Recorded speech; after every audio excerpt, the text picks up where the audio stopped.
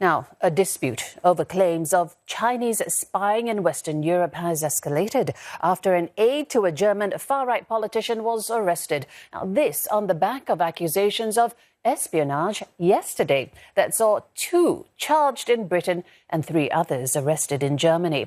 Authorities in Beijing have slammed the spying claims as designed to smear and suppress China. Now, the latest arrest, a man named as Jian Guo, is an assistant to Maximilian Krah from the far-right Alternative for Germany Party, or AfD for short. He's the party's lead candidate in the upcoming European Parliament elections happening this June. The suspect was arrested in Dresden and his flat was raided. Federal prosecutors say he's been detained on suspicion of an especially severe case of espionage. This includes spying on Chinese opposition figures in Germany, as well as sharing intelligence about negotiations and decisions happening in the European Parliament with a Chinese intelligence service. An AfD spokesman called the news very disturbing, while Berlin says the allegations, if confirmed, mark an attack on European democracy from within and has called for a thorough investigation. The EU Parliament has suspended the aid with immediate effect. Well, the detention comes just after multiple arrests were made both in Germany and the UK. 3 German nationals were detained for allegedly working with China's Ministry of State Security, while British police charged 2 men with spying for China, alleging that one worked as a researcher for a prominent Conservative Party lawmaker. CNA's Olivia Siong has more on Beijing's reaction to these latest arrests. Well, China pushing back hard at these allegations, its embassies in London and Berlin issuing statements completely denying the allegation that it was trying to steal British intelligence, saying that this has been, quote, completely fabricated. The Foreign Ministry today here in Beijing also addressing queries on these latest allegations. Looking through the Chinese statements, what's common is the language like malicious slander, or that China pushing back, saying that this is defamation by the UK and Berlin, calling it anti-China political manipulation. And this is typically how China has responded to growing accusations from Europe that have voiced concern about alleged Chinese espionage activities.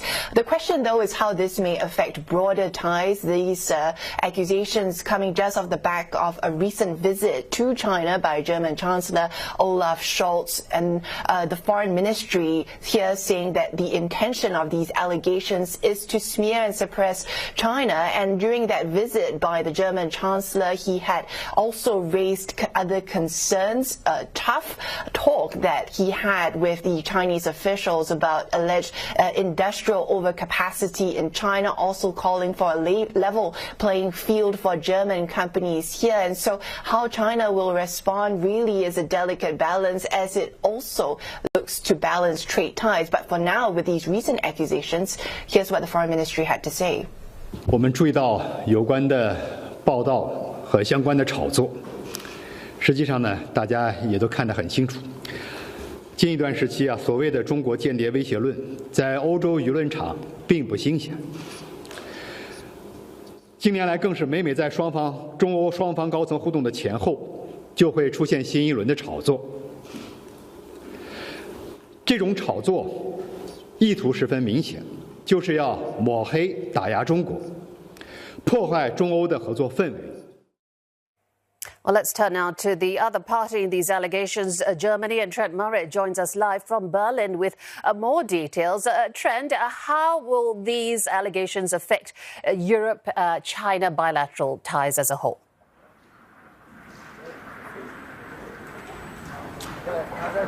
Well, these bombshell allegations are likely to send shockwaves, not just across Berlin, but also Brussels itself. In fact, the German Interior Minister has commented in the past few hours. She oversees national security.